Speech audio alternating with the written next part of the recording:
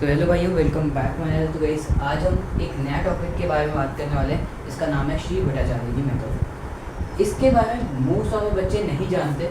क्यों? इनके बारे में क्यों नहीं जानते? क्योंकि हमारा जो एजुकेशन सिस्टम है ना, वो क्लास 8 या 9 तक हमको एक ही मेथड पढ़ाते जाता है। अलजेब्रा के अंदर हमको आंसर निकालना है, एक्स की वैल्यू निकालनी है या रूट्स निकालने हैं, तो हमको बस एक ही तरीका सिखाया जाता है। वो क्या है? वो एक होता है स्प्लिटिंग द मिडिल टर्म। इसके अलावा कुछ सिखाया ही नहीं जाता। तो आज मैं आपको एक नया दिखाने वाला हूँ, नया पॉइंट ऑफ व्यू या नया फेज दिखाने वाला हूँ अलजेब्रा का। ठीक है, तो कैसे निकालते हैं जीरोस ऑफ द पॉलिनोमियल्स, इस मेथड से देखते हैं। तो सबसे पहले बेसिकली एक सबसे ईजीएस्ट क्वेश्चन लूँगा, जो है जैसे कि मैं आपको समझाने के लिए, वो 2x² minus 3x minus 5 is equal to 0। तो अगर मेरे को श्री भट्टाचार्य जी सिखाना है, तो ये तो सबको पता होता है, वैसे मैं बता देता हूँ। अगर जिसको नहीं पता हो, उसने पहली बार इस चैनल पे अलजेब्रा का बस छुआ है, तो ये सीखो। तो ए क्या होता है? ए होता है ये वाला टर्म, सबसे x² के जो साथ में लगा हुआ है। ये x² के जो साथ में लगा हुआ है कोफिशिएंट, उसको हम a कहते हैं। b होता है जो x के कोफिशिएंट में लगा हुआ है, वो क्या है? -3। c क्या है? जो बिना किसी आइडेंटिटी एक कोफिशिएंट है पूरे अलजेब्रा के अंदर, मतलब पूरे इस इक्वेशन के अंदर एक सिंगल क्या है? ये एक कांस्टेंट है जिसकी वैल्यू है -5। अब एक और चीज़ शांति से, एक और टर्म कहने वाला हूँ मैं, वो है d, जिसको कहते हैं b² माइनस 4ac। इसको नोट्स में लिखना चाहो तो लिख लो, ज़्यादा अच्छा होता है लिख लो। ठीक है, 20। अब हमको इस तरीके इसकी सबकी वैल्यू पुट करनी है। b² यानी कि 3 -3 का square 9 minus 4ac minus 4 into 2 into -5 कितना हो गया? बताओ, है ना?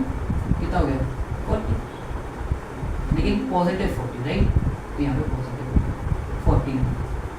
अब एक और सबसे महत्वपूर्ण इक्वेशन बताने वाला हूँ, जो इस इक्वेशन से निकल के आता है, जिसको हम कहते हैं -b plus minus under root of b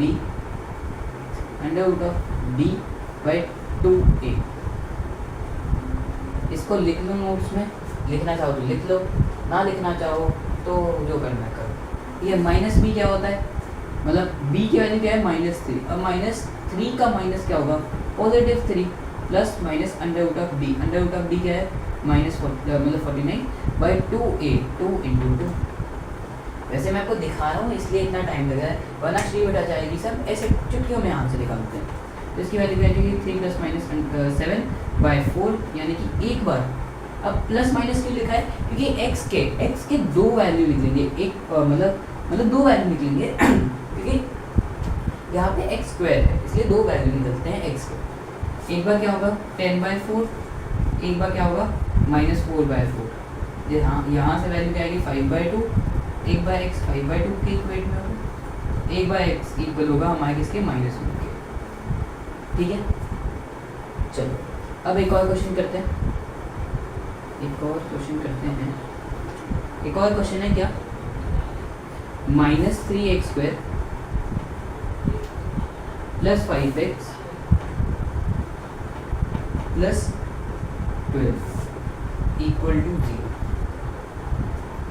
अब मैं एक और चीज़ बताना चाहता हूँ, पढ़ा रहा हूँ तो कई जगह श्री भट्टाचार्य जी नहीं लगता। वैसे भी मैं क्वेश्चन बताऊंगा, ठीक है? एक तो क्वेश्चन मैंने आपको अपने एक शॉर्ट्स वीडियो में बनाया था, अभी रिसेंट जो मैंने बनाया जो है, वो क्वेश्चन मेरे को याद नहीं है, लेकिन एक स्क्वायर रूट वाला था। इसके हमको zero of the polynomial find करना है। तो उसके अंदर श्री भट्टाचार्य जी आप लगा नहीं सकते, और लगाओगे भी तो एकदम कॉम्प्लेक्स हो जाएगा। तो मैथ्स तो हमको सिंपलिस्ट फॉर्म में करना है, तो हम कॉम्प्लेक्सिटी क्यों लगाएंगे? सिंपल से जो मजे से कर। तो यहाँ से क्या हो जाएगा?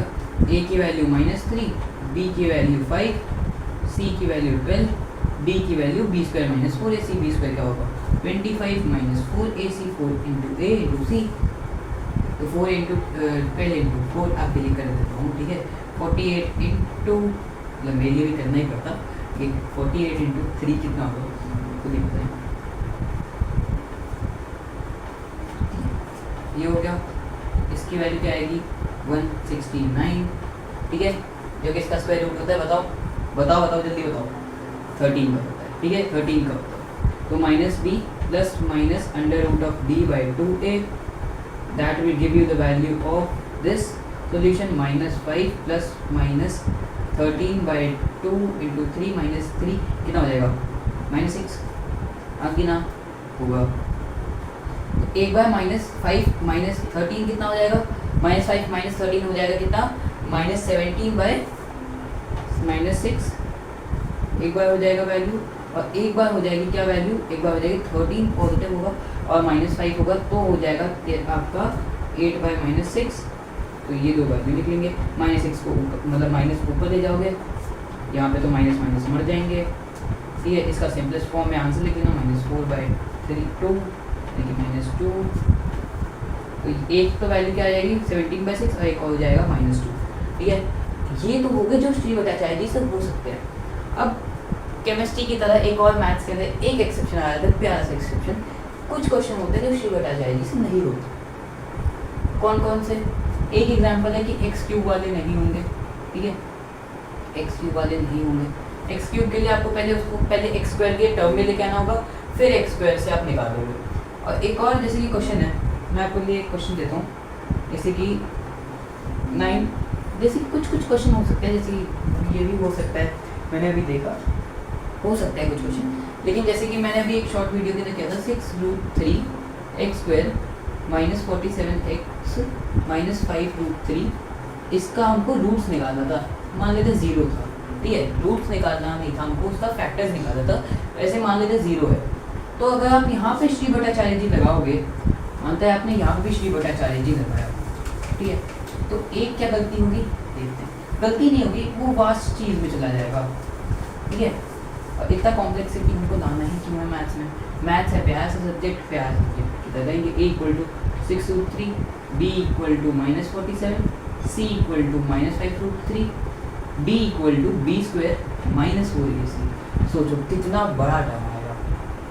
अब -47 का स्क्वायर क्या होगा, 47 का स्क्वायर क्या होता है 16 4 49 7 28 28 56 56 9 10 11 12 2, यानी कि सोचो मतलब अगर हम निकाले भी तो 20 का क्या आ जाएगा 2209 -4 × a × c। अब 4 × a × c क्या हो जाएगा, पॉजिटिव ऑफ 90 × 40 हो जाएगा, 90 × 40 हो जाता है आपका 360। इतना बड़ा तो वैल्यू आएगा इसका, ठीक है। फिर इधर से जो वैल्यू आएगी उसको आपको वापस पुट करना होगा, -b प्लस -√d/2n। तो ये क्या हो जाएगा, थोड़ा सा कॉम्प्लेक्स लग रहा है ना। तो इसके लिए मैंने एक और तरीका सिखाया था, क्या, स्प्लिटिंग द मिडिल टर्म। मैं आपको ये नहीं कह रहा कि आप भूल जाओ, अब इस क्वेश्चन के लिए स्प्लिटिंग द मिडिल टर्म लगेगा, ठीक है। मैथ्स इंटरकनेक्टेड है, एक फॉर्मूला निकलता है तो दूसरा फॉर्मूला भी उसके प्रिंसिपल से बेस होकर निकलता है, ठीक है।